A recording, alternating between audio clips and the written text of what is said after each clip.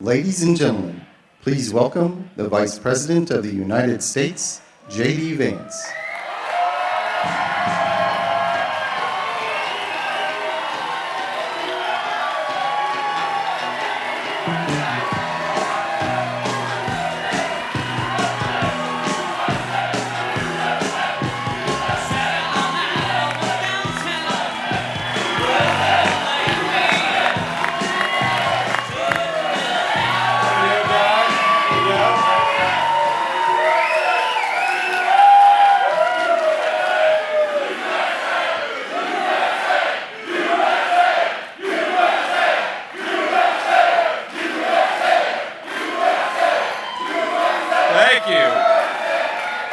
Wow, thank you all, thank you.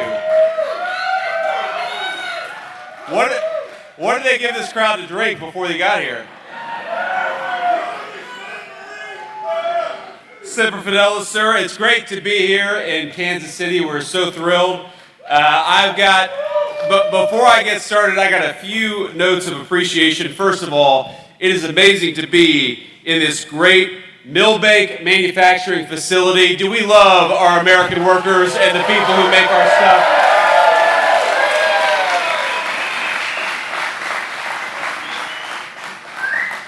So I was talking to the owners beforehand, and they were telling me that COVID, you saw such a ramp up in business need and business use, and it reminds me that, you know, while a lot of us try to forget the craziness that was COVID 5-6 years ago, there were a lot of people who were sitting at home on a laptop doing absolutely nothing and collecting a paycheck. And there were a lot of people who had to come to work and build the things Americans need. They didn't get to sit at home and do nothing. You guys came to work, and we're proud of you for it, and we're grateful.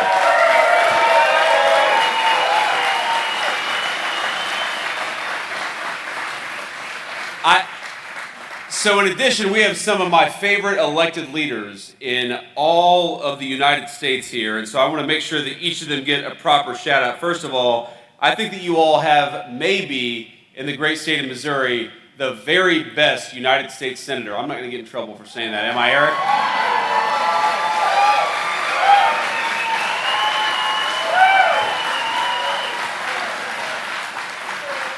And if you do not have the best senator in all the United States, you've got tied for the best senator with Dr. Roger Marshall. So let's give a shout out to Doc Marshall and to Eric Schmidt.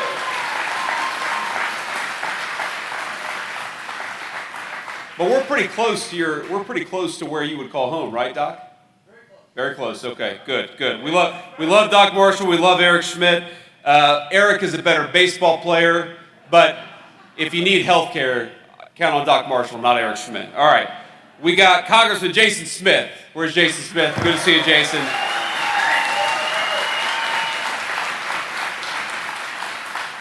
Congressman Mark Alford. Where's Mark at? Mark, raise your hand. Thank you. Good to see you, man.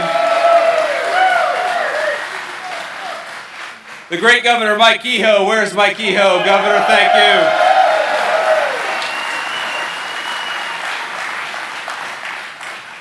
Now, when we had that great Supreme Court case that said a crazy thing like maybe we shouldn't discriminate against people based on race, right? Very common sense. Maybe we should build our congressional districts to represent people rather than representing racial groups. Mike Kehoe jumped into action and working with the great congressional leadership here in the state of Missouri, gave us a brand new Congressional District 5, which I believe we're sitting in right now. Is that right? Okay.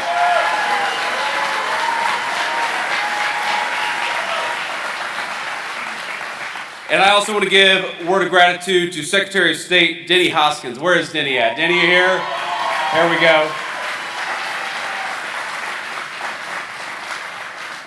Denny, that is a nice blazer, man. Eric knows, if you wore that blazer into the Oval Office, the President of the United States would take special note of you. I will tell you that the President, he will note if you're wearing anything other than a solid navy blue jacket. And I learned this the hard way, not just that, but he likes more conservative dress. I learned this the hard way last year because it's tradition for the Vice President to welcome the Irish Prime Minister every St. Patrick's Day. So we do this big thing at our house at the Naval Observatory, and then we do a meeting at the Oval Office. And I decided to wear my shamrock socks to welcome the Irish Prime Minister. And we're sitting down in front of God and everybody and probably 100 TV cameras on a live press conference. And the President starts his remarks, and then he looks over and says, "What is going on with those socks?" So I learned the hard way. Dress conservatively around the President of the United States. But thank you all for what you're doing. And here's some good news. Ladies and gentlemen, we are bringing the United States of America back, and it's starting right here in the great state of Missouri.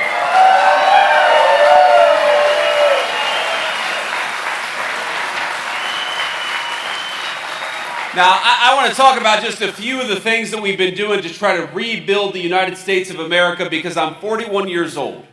And for my entire life, the story of my hometown, the story of great manufacturers like this one, is that they were shedding jobs instead of creating jobs. And that workers were suffering instead of thriving. And that we saw factories in our own hometowns and our own home states closing down instead of rebuilding and adding. And what Donald Trump has done in just 18 months with the support of the great congressional leadership that's here today is that we have made it great to build in the United States of America once again. We're investing in the United States of America once again, and we're investing in American workers.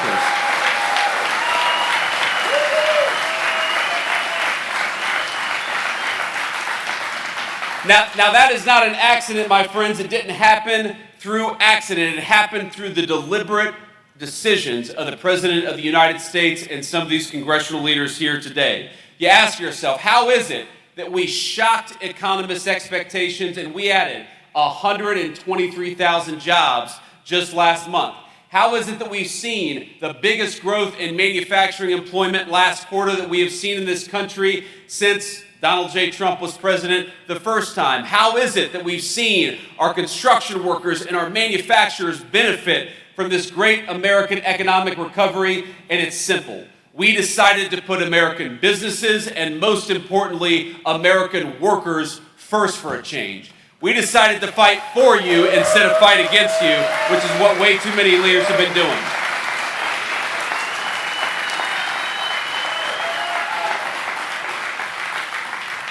And let me just give you some examples. Unfortunately, because this is a new congressional district, I do not have an incumbent Democrat where I can talk about all the terrible things they've been doing in Washington, D.C. We've got a new congressional district, and what that means is I can't talk about the fact that last year, when we passed the working families tax cuts that Jason Smith authored, and these guys fought for, you know, every single congressional Democrat, save I believe one, voted against it. When we decided to put more money in your pocket, every single congressional Democrat except one, a guy in Maine, voted against it.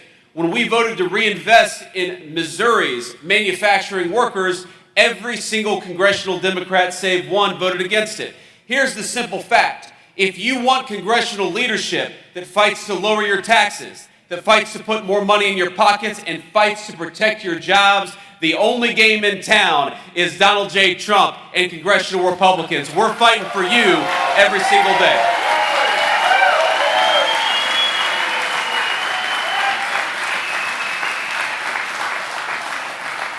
Now, that legislation provides the biggest tax cut for working class Missourians that we have ever seen in the history of the United States of America. And Jason, it wasn't easy, was it? It should have been. It should have been simple to get Democrats to vote for more money in your pockets. It should have been simple to get Democrats to vote for protecting rural health care. You know, we had $30 billion in that legislation to stop the closures that we saw under the Biden administration of all of these rural health care clinics. But instead of fighting for you, they decided to fight against you. And the simple reason is because the Democratic Party in Washington, D.C., I hate to say it, ladies and gentlemen, it is not the Democratic Party that my mama and papa belong to. It's not the Democratic Party that was patriotic and believed in supporting working people. It's the Democratic Party that has been given over, unfortunately, to a lot of crazy people. You can say that, I won't, man. Because while I believe I'm fundamentally, Eric Schmidt knows this, I'm fundamentally an optimist about the United States of America. I believe that we have dedicated and patriotic people, whether they've got a D next to their name, an R next to their name, or whether they're independent. But as much as the historical Democrat Party, and I'm sure a lot of Missouri Democrats love this country, congressional Democrats have lost their minds in Washington, D.C.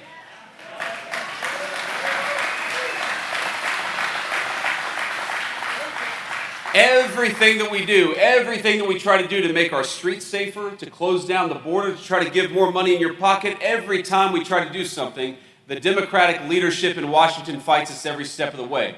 And you don't have to take my word for it. I'd ask you to go back, if you ever are confused about the priorities of congressional Democrats, I invite you, go back and watch the State of the Union address of just a few months ago. It feels like a long time ago. But the cool thing about the State of the Union being Vice President of the United States is I get the best seat in the House. Now, the downside of it is you get the best leg workout because for 2 hours it's stand up, sit down, stand up, sit down. But here's the thing. When we had some very simple things, some things that you would expect every American, whether they're a Democrat or Republican, to stand and cheer for, Democrats sat on their hands. When we had a 6-year-old girl, beautiful little girl, who had been wounded by an illegal alien criminal. She was there, we were celebrating her, she was so happy, this beautiful little girl, she was hugging her dad and proud to be in the United States Congress. And the president called her out. And what happened? Congressional Democrats sat on their hands. And when the President of the United States said, ladies and gentlemen, I'm gonna just restate a simple principle. If you believe the purpose of the American government is to stand up for American citizens rather than illegal alien criminals, I'd like you to stand up and cheer. And what happened? Every single congressional Democrat sat on their hands. You got to ask yourself, what's wrong with a party that will not stand up and cheer for a 6-year-old little girl who's been wounded by an illegal alien criminal?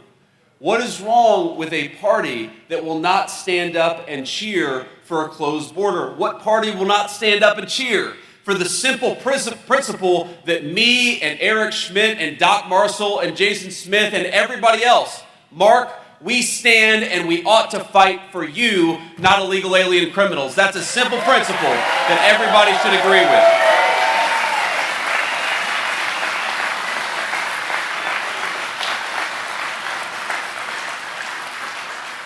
But I sit there, I'm behind the President of the United States, and it's not just that they sit on their hands, it's as there's no courage and no leadership. Because when the President says, stand and cheer, if you believe the purpose of our government should be to fight for the American citizenry, I look over and all these Democrats get very uncomfortable. You know, they're shifting uncomfortably in their seats. And they're looking around and they're looking for approval from Nancy Pelosi to stand and cheer for a basic principle, or to stand and cheer for that innocent 6-year-old girl. And ladies and gentlemen, I think a very simple principle is that anybody who cannot stand for an innocent 6-year-old girl who survived a violent attack, anybody who cannot stand for you, for your rights and for your prosperity, we ought to send them the hell out of Washington, D.C. and send people who actually represent us.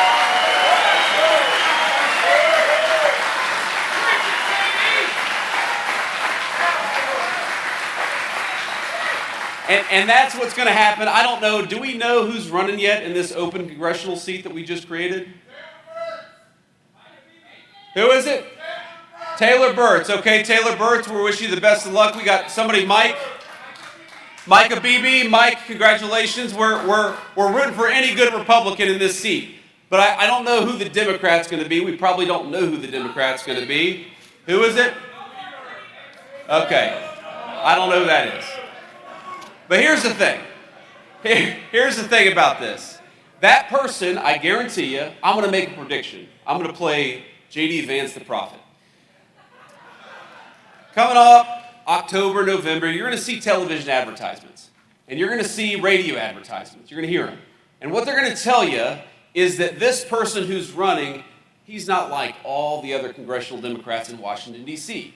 He actually cares about you. He's willing to work with President Trump and the Republicans to get things done. And I guarantee you, that person is going to run pretending that he fights for you, And in reality, he's going to get there and fight for Nancy Pelosi. Because that's what congressional Democrats do. That's what they have to do in order to get their campaign contributions and the support from the interest groups. They have to promise not to fight for you. They've got to promise to fall in line behind Nancy Pelosi. And that's why they sit on their hands. That's why they refuse to clap and cheer for the simple principle that your government ought to fight for you. And that's why we cannot let those people anywhere near congressional leadership in Washington, D.C.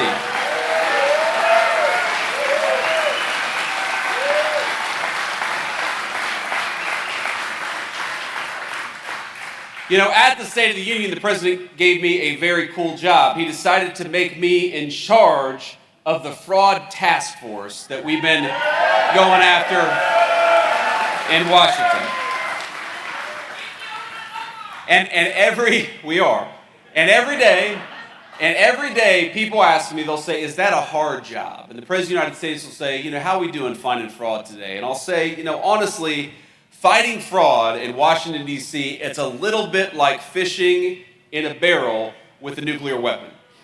It is the easiest thing to find. Every single day, my staff will bring me new reports of the ways that you're being defrauded. And there are all these look, there's a simple principle that I have, which is if you are committing fraud against the American people, you ought to go to prison.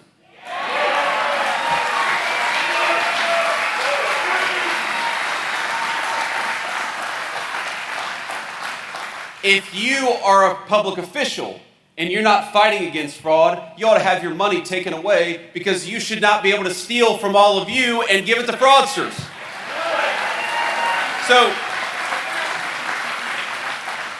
And the thing I've learned about fighting fraud is that it is the ultimate non-victimless crime. There are at least 2 victims every time a fraudster takes advantage of our public programs. Number one, you are the victims.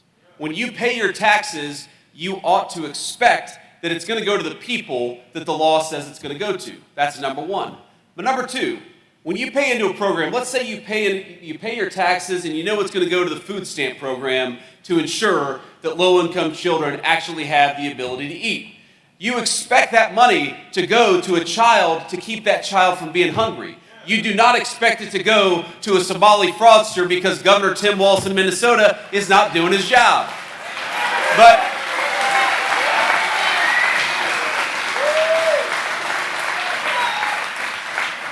But here's the thing, every single day we are finding fraudsters all over this country who are getting rich off of your generosity and are taking food from the mouths of poor children.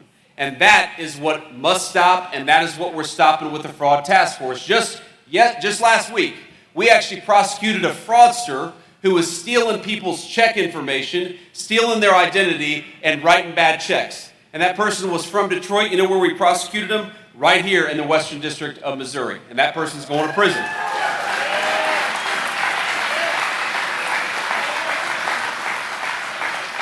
Let me tell you a story about a teacher who went to an assisted living facility, a person who served children her entire life. She goes into an assisted living facility, and a fraudster manages to get a court to appoint him as her power of attorney. So this woman, over a lifetime of hard work and dedication, she saves $750,000. That's meant to go to her medical bills. That's meant to go to pay her assisted living bills. And this guy slowly, over time, steals from her, lives large off of her generosity, and she doesn't even realize it until one day she gets kicked out of her assisted living facility because a fraudster was paying himself instead of paying her bills. Ladies and gentlemen, this has happened thousands and thousands of times all over the United States of America. And for 4 years, you had a president and an administration who encouraged the fraudsters to take advantage of you. Well, now you've got a president and an administration who encourages those fraudsters to go to prison, which is exactly where they belong.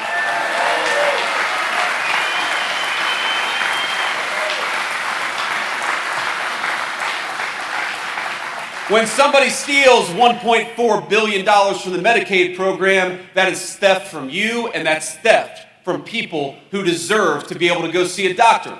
When people steal billions of dollars from the Medicare program, that is theft from you, and it's also theft from the people who use the Medicare program to pay their bills. When somebody steals money from a program that's meant to benefit autistic school children, that's theft from you, and it's also theft from those children who depend on those services. One of the things I love about our country is that we're a generous people. We look after one another. If we see a kid who's starving, we don't say, you're on your own. We say, we're going to help you out. But that American generosity of spirit depends on having leaders who take care of those kids and who protect your money. And what we had for 4 years was leaders who promoted the fraud. Ladies and gentlemen, now we have leaders who promote you, who fight for you, who fight for your tax dollars, and fight for the kids who need those programs. And ladies and gentlemen, the only way to do that is to send the fraudsters to prison, and that's where they belong.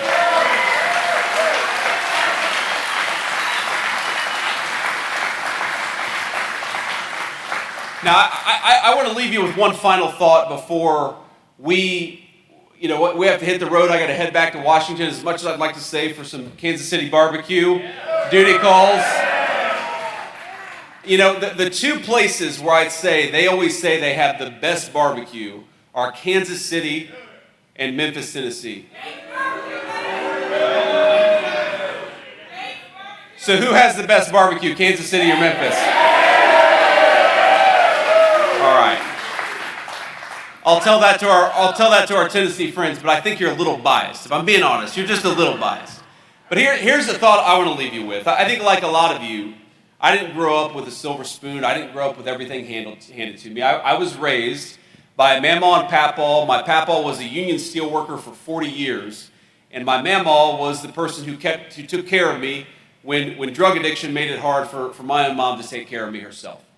And one of the things that I always remember is that mamaw would often struggle. And she would often try to, penny pinch, like a lot of people do. She would decide sometimes, this month I'm going to have to cut back on medications in order to afford groceries, or the next month she'd do the opposite. A lot of these debates, a lot of these conversations that people have to have when things get tight. And I remember as I was growing up in Middletown, Ohio, I'd read the newspaper, or I'd just drive down the street and I'd see another factory that employed one of my friend's dads was closing down. Instead of adding jobs, they were shedding jobs. And I remember thinking to myself, why is it like this? Why is it that we have leaders who allow our jobs to get shipped to Mexico and China? Why is it that we have leaders who don't fight for hardworking taxpayers like my grandmother, but fight for the people who are getting rich by defrauding the system? And I realized it was a simple question of political leadership. The reason why those people were not fighting for you, the reason why they were sending jobs overseas, the reason why China and Mexico were building while the United States was shrinking, it was a simple question of political leadership. You had people in Washington who weren't fighting for you. And what I aim to do, and what the President of the United States aims to do every single day, is to be a president who fights for you, who fights for your jobs, who fights for your tax dollars, who fights for your money, and fights for your safety. Now, I happen to believe that one of the things that really made America great, and that we got away from the last few years, is that whether you were rich or poor, you had public safety. We had security in our neighborhood. We didn't grow up with a lot of money. We didn't grow up with a lot of extra benefits, but you know what we had, because the police were empowered to do their job in my little town in southwestern Ohio, is that we had safety. I felt like I could walk down the street without getting mugged or robbed. That was a good thing.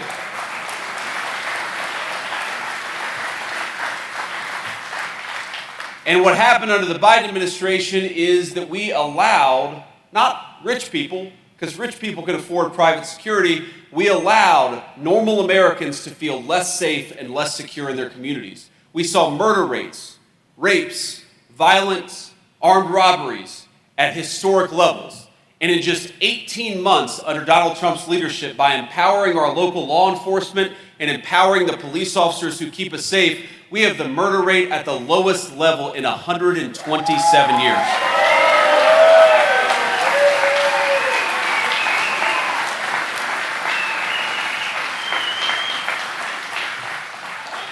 But my friends, the thing that I realize is all these issues, they're policy issues that matter.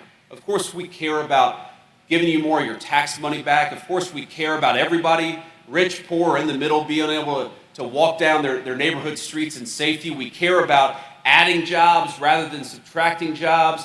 But all of these things are policy issues. They are symptoms of a deeper cause.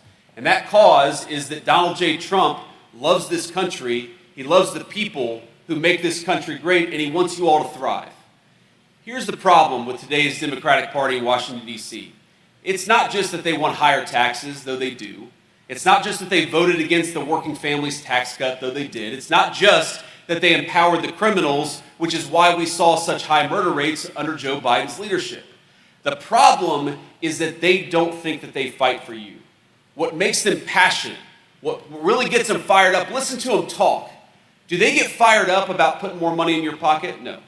Do they get fired up about supporting our local law enforcement to keep you safe? No. What brings them to tears, what makes them angry, what makes them yell and scream and holler is illegal aliens. If you actually ask, you actually look, judge them not by what they say, but by what they do and their emotions, what they reveal to you is that they believe they exist on this earth. They believe their jobs exist in Washington, D.C., not to fight for you and for your jobs, but to fight for illegal immigrants and the fraudsters who get rich from the system. That is not a policy difference. That's a difference in who you represent and who you fight for. Now, here's what I'm never going to promise you. You know, just these four leaders who had to step away because they're going to fly back with me to Washington, D.C. They're going to disagree about policy issues. Even the four of them are not going to vote the right way or the wrong way on every single issue. They're going to have disagreements even among themselves. I'm not asking you to support congressional Republican leadership because you agree with everything Republicans do in Congress. I get frustrated with them from time to time. By the way, pass the SAVE Act. That's something they need to do.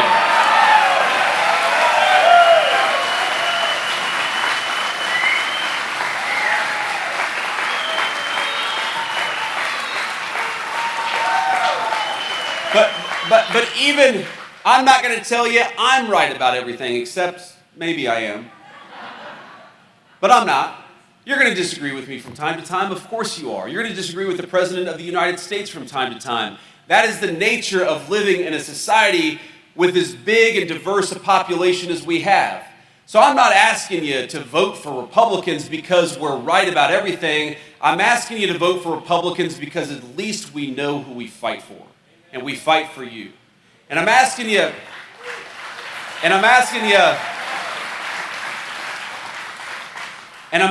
to vote against Democrats because they don't know who they fight for. Or if they do know, they're fighting for illegal aliens and they're fighting for fraudsters. You know, we've gotten no help from congressional Democrat leadership on this anti-fraud task force. And with the exception, we actually have, to their credit, a few of the blue states have been helpful in fighting against fraud. A few of the blue state governors and their leaders have been helpful. But by and large, most of the big city states, the big city mayors and the big state governors, they have fought tooth and nail against our anti-fraud efforts. You ask yourself, how do we get there? How do we get to a political party that promotes fraud and illegal immigration? And the simple fact is that this is not my grandparents' Democrat Party. Something has changed. Something is profoundly different about the modern leadership of today's Democrat Party. And so I'm not going to ask you to agree with us on every issue because that would be impossible. What I will ask you is if you want to make America great, if you want to protect your jobs and hopefully build jobs in this beautiful factory, if you want to make our streets even safer, if you want to rebuild the American dream for the next generation, vote against the crazy leadership in Washington, D.C.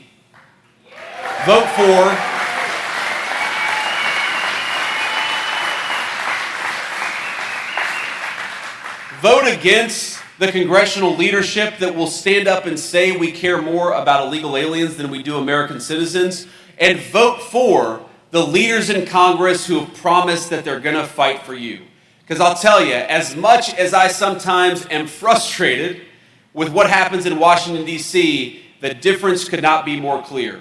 There is one set of leaders who fight for you, That's the congressional Republicans. And there is one set of leaders who seems to relish fighting for illegal aliens over the people who built this country.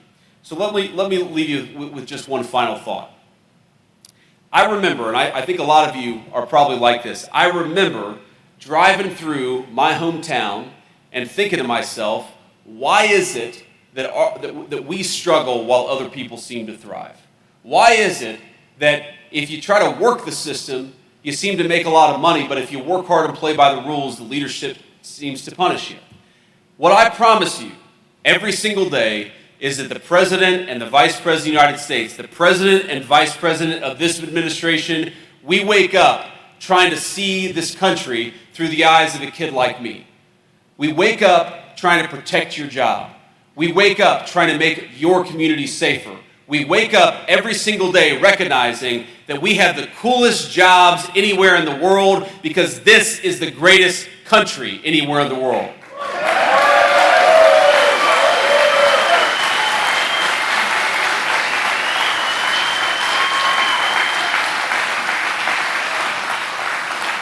So what I'm going to tell you is because you come up and every day you work hard and play by the rules, we're going to fight for your tax dollars. Because you just want to raise your children in safety and security, we're going to fight for local law enforcement. Because you want to build great things at this beautiful factory, we're going to fight for great American manufacturers and the workers that they employ. Ladies and gentlemen, you make America great, and we will not stop fighting for you. God bless you, and thank you for having me.